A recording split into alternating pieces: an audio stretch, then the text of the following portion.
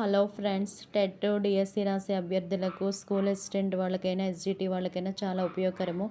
కాబట్టి ఇది మనం నేర్చుకుందాం. ఐసీటీలో భాగంగా ఈరోజు మనం నేర్చుకోవాల్సింది దత్తాంశ నిర్వహణ. అంటే సేకరించిన సమాచారాన్ని నియంత్రించే ప్రక్రియను దత్తాంశ నిర్వహణ అంటారు.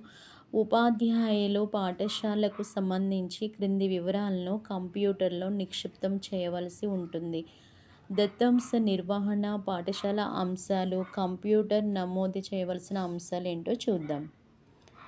పాఠశాలల గురించి మనం నేర్చుకుంటున్నాం కాబట్టి దాంట్లో ఫస్ట్ మనకి విద్యార్థి వివరాలు ఉంటాయి. హాజరు వివరాలు, మార్కుల వివరాలు, మధ్యాహ్న భోజనం పథకం యొక్క వివరాలు, సంస్థాగత ప్రణాళిక, ప్రగతి నమోదు, నిధులు, ఖర్చులు, మిగులు, సాంఘిక సాంస్కృతిక కార్యక్రమాల ఫోటోలు, నివేదికలు దీంట్లో జాగ్రత్త చేయడం జరుగుతుంది.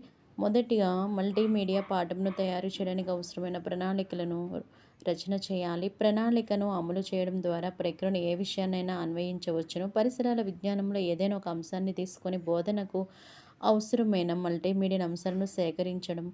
తరగతి గదిలో చర్చించండి.